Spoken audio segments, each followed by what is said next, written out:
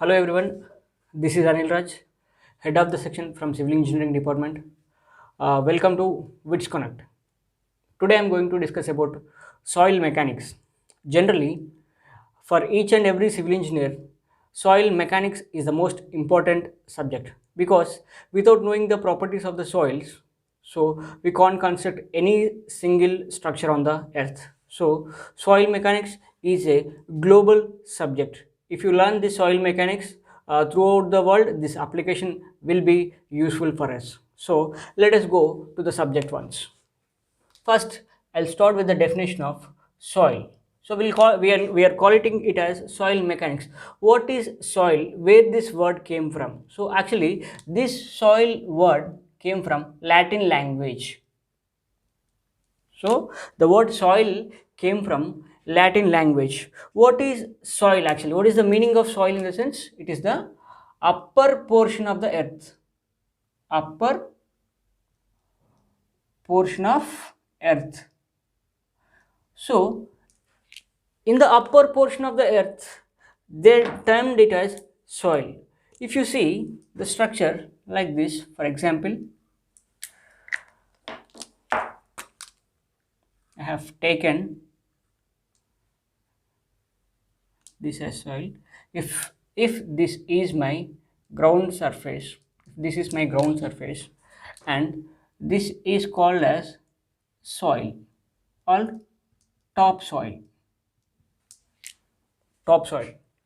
So generally the topsoil will be always loose, and the topsoil will be deposited soil. So if you want to construct anything on the topsoil, that will be not useful for the construction purpose, but this will be using for the growth of plants. Whatever the plants which is there, that will be grown very easily in the topsoils, because the soil is very loose and it is deposited soil, so several minerals will be going to get for this type of plants and everything. But if you go for the constructions, the topmost soil is not suitable for the constructions. So which type is suitable for the construction in the sense? This type. So if you go for the depth, this will be also called as soil, that is topsoil, and this is soil. Beneath the soils you will get it as rocks. So these soils. So for a brief idea, so generally when you are constructing the houses, when you are constructing a column, what happens in the sense, if it is the ground level, generally they will be cutting a depth of 1.5 meters, and then they will be going for the foundation purposes.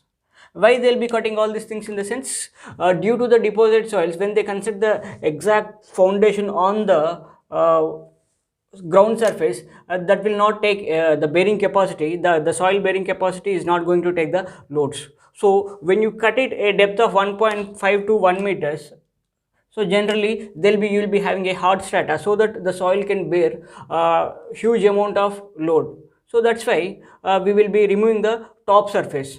And similarly, when you are constructing the roadsides, generally up to 0.5 meters depth the top soil is removed for the constructions of the road, then only the road is going to be constructed. If you want to construct a road also, in the roadways also we are going to remove the top layer of the soils, because this top layer of the soils is deposited soils, which is not having the bearing capacity. It is very good for irrigation purposes, but it is not good for the construction purposes, so that we have to remove the top layer of the soils.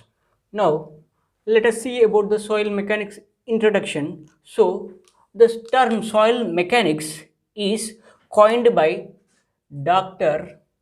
Carl Terzahi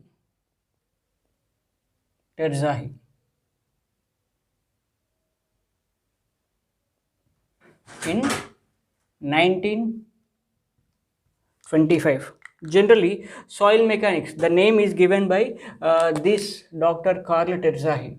So we'll call him as father of soil mechanics, because he have done several experiments on soil mechanics, and he gave the bearing strata capacity of soil in many aspects. Now let us see the scope of soil mechanics.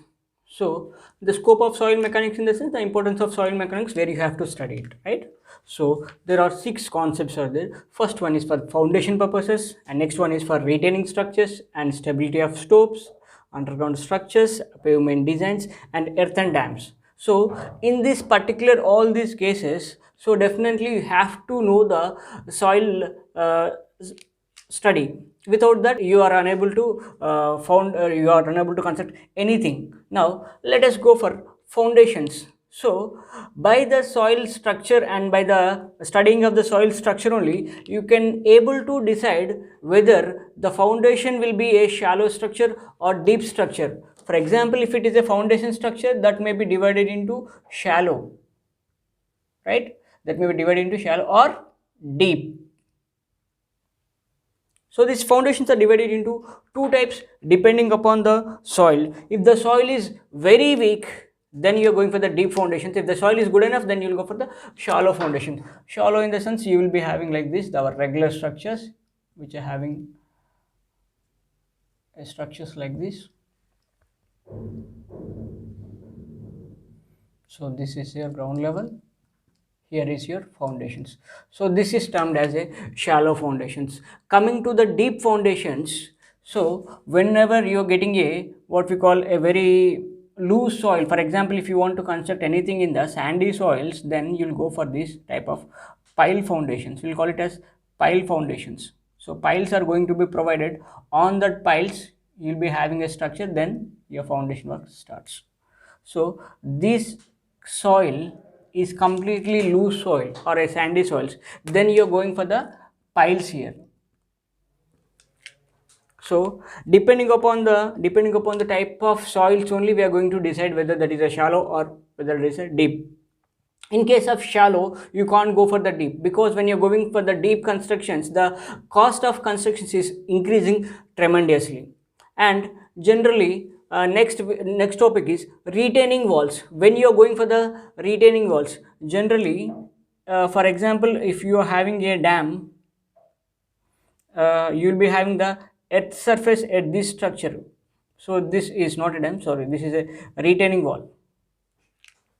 So the soil pressure is going to come on this type of retaining walls. The retaining walls are constructed in case of a what we call a side sloping canals and everything.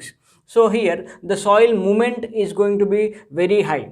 So depending upon the type of soil here, depending upon the type of soil, which type and how much foundation should be laid for this structure to these type of soil loads, that has to be designed.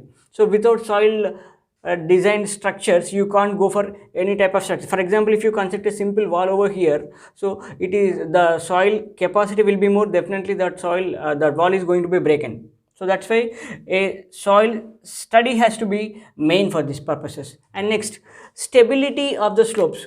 What is mean by stability of the slope? For example, if you see any construction, if you want to construct a highway, or if you want to construct a canal, so let us see. So if you want to construct a highway, generally you will be having a slope like this. So here is your road comes, right? So this is completely soil only. If it is a good soil only, definitely it is going to bear the road structures and everything. So that the load is equally distributed, whether it is in railways or whether it is in roadways. If the soil is not good enough, then definitely that is going to be damaged. And in case of canals, for example, you are going for the canal structures, you have to construct a canal. So you have digged all the soil, right? You have digged all the soil and the water is flowing in this. If the soil, whatever the soil which is there here and here, that should be strong enough. If the soil is weak, then definitely these edges are going to be broken. So like this, you have to go for the stability of slopes also. And similarly, underground structures, you'll be having many type of underground structures. For example, if you want to construct any tunnel, for example, I am constructing a underground tunnel. When I go for a underground tunnel, I have to go for the, see this completely sides, you'll be having soil. this soil study has to be done carefully, then only you can go for the underground tunnels. Without knowing any type of soil intimations in your mind, if you go for a tunnel constructions, definitely that is going to be failed, because depending upon the soil and its capacity only, then you can go for this type of tunnels. If you have a clear idea about the soil in that particular place, then you can design the underground soil structures. It means how much width it should be and how much depth it should be, and what are the mixed proportions should be. The mixed proportions are going to be different in different types of soil conditions. And next is the pavement design. And when you are constructing a road, you will be having the pavement designs, right? If you take this as a road constructions, you will be having subsurface, you will be having subsurface, you will be having a base, and you will be having surface. So like this you will be having all the different cases. So in these cases you will be having subsurface, base, and surfaces. In this, the subsurface and base, this will be of soil only. If you put good amount of soil in that constructions, then only the structure is going to be stay for long time, or else the structure is the whatever the pavement you have designed, it is going to be failed. And next is earthen dams. Whatever the earthen dams you have done, whatever the earthen dams or bunds you have done over here, right, these are the earthen dams. So this earthen dams has to be get a good enough of compactions, and the layer should be whatever the layer should be when you are giving for this. This is for example layer 1, layer 2, and this is 3, and this is the topmost layer, 4th layer. So here rolling has to be done and compaction has to be done. So then only what we call the bund is going to be good enough. If you don't take good amount of soil, in constructions of bunds, so definitely the bund is going to be damaged very fastly, right?